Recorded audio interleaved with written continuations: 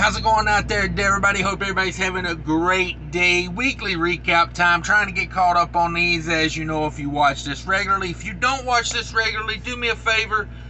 Consider subscribing. If you make it to the end, give me a thumbs up. If you know someone that could enjoy this as entertainment or education, share it with them, please, if you could. Why I'm here, why I got you here is pay some bills down in the description. I mean, this doesn't pay me any bills, but just saying.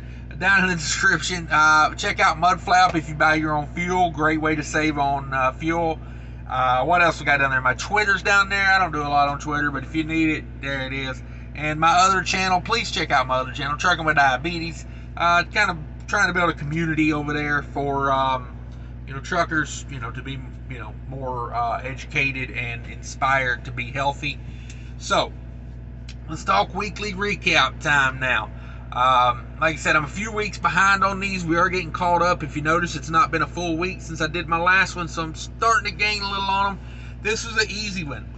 This was an easy weekly recap right here because last week I did, I'm going on vacation leading up to this load right here. After this load, I go to the house and, I go on vacation. So last week, if you remember, I dropped down from Minnesota to Texas to Florida, Florida up to Maryland. So that's where I find myself at the starting of this week. Because, I could have threw this load in on the weekly recap, but then it wouldn't have been 7 days. It would have been 10 days. Boy, it would have been a lot of money for 10 days because this was, these loads did pay good. But I try to keep it to 7 days. I want to be legit with you. I got no reason to lie to you. It does me no good. It does you no good. And, there we are. So let's get over to the numbers of this because this is going to be a simple week. So I found myself in Maryland. I needed to get home because I was going on vacation. I did get home a little sooner than I would have liked.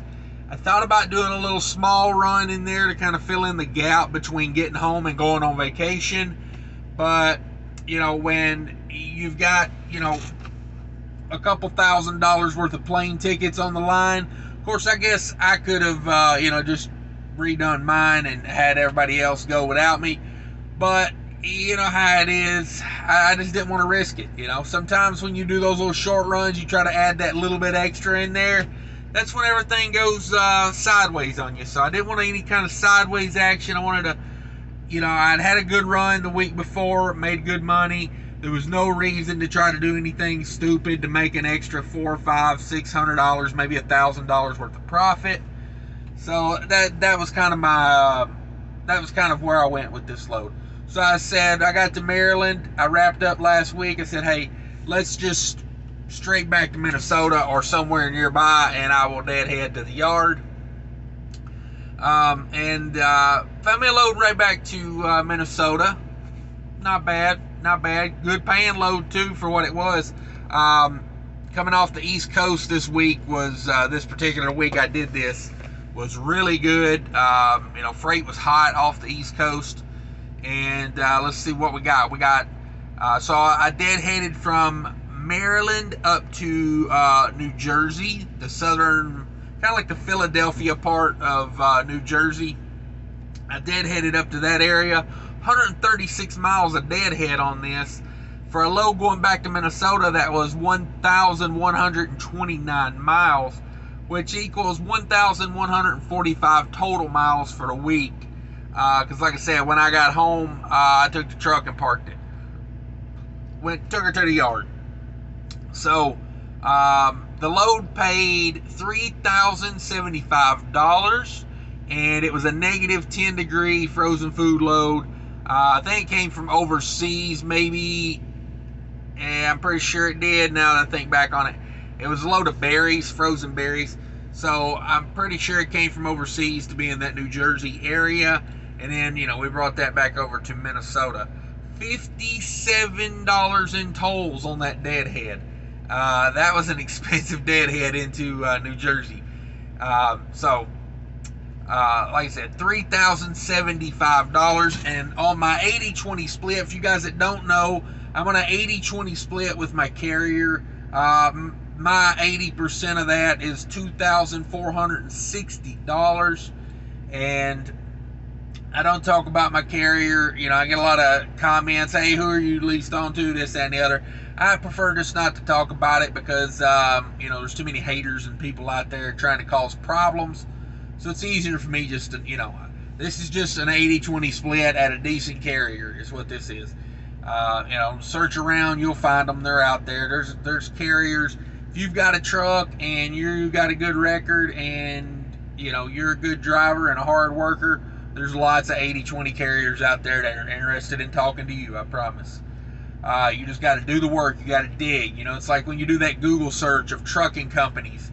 I was talking to a guy the other day, you know, about getting into trucking. And he's, you know, said, I've researched so many companies. I'm like, oh my God, I imagine getting into it these days with the internet. The first 10 pages of searching for trucking companies is probably mega carriers. And, you know, that is what it is. But that's kind of how my setup works. A few things about it. I use their trailer. That's included in the 20%. I pay for reefer fuel. You know, just a few things of how we split things. Everything's 80-20, you know, no fuel surcharge or anything like that. So, you know, that's how we split it. And so anyway, like I was saying, $30.75 to the carrier. That 80% breakdown to me is $24.60. That's my money.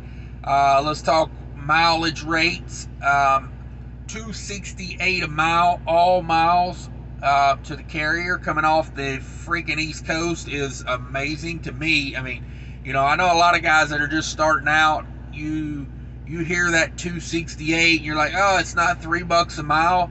I don't know. Last year, coming out of that same area was probably like $1.68 a mile. Like, you know, we're in unprecedented territory right now. A guy the other day told me I'm not doing people favors by talking about these good rates because they're not normal. I don't know what to tell you. I tell you the rates I get. Like, this is the new normal. Until it's not the new normal, then we'll have a new normal. So, you know, I don't know what to tell some of these people other than, you know, just if you don't like it, don't watch. But to get $2.68 a mile, all miles, that includes that 136 miles of deadhead. Really good. That's $2.14 a mile to the truck. My 80% is $2.14 all miles. $2.72 breaks it down to $2.72 a loaded mile, which is really good, really good. A 12% deadhead on that mileage. And all right, let's go over the variable cost. Now, if you don't watch all the time, the variable costs break down like this. I go over the variable cost of the trips, and I don't go over the fixed cost.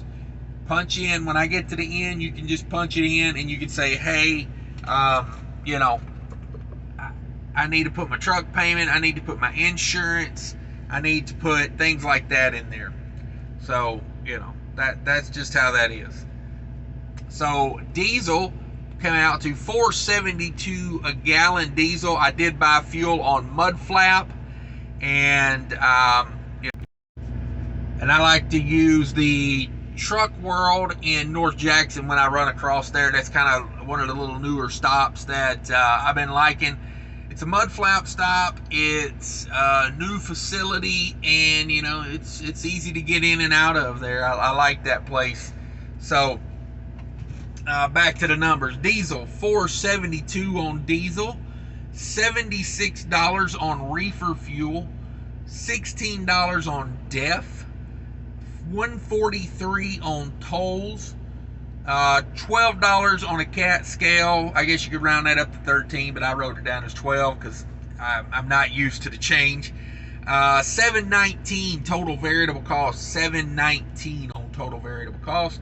You bring over that $24.60, that you know, my 80% that I get to keep of the revenue, and you subtract the $7.19 in variable cost, and that leaves $1,741 left to do what I have to do with.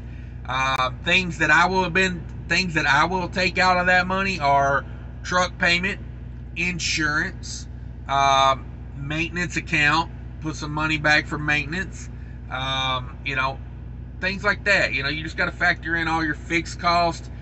Maintenance is kind of a variable cost, but you know, you can figure out your own maintenance plan. I typically do, you know, like a minimum of $0.10 a mile, but I typically round it up to the nearest 100. So it breaks down to, like, you know, some weeks it might be 15 cents a mile, some weeks it might be, you know, 11 cents a mile. But that kind of covers my maintenance, you know, and then I try to put back some money for, like, you know, major things, you know, keep some cash back for that, you know, just in case things go, you know, you need a bigger repair. And that's it, guys. That's the weekly recap. Thanks everybody for tuning in. Thanks for watching. Like, share, subscribe, and check out that description down there for all those other things. Take care of each other. Bye.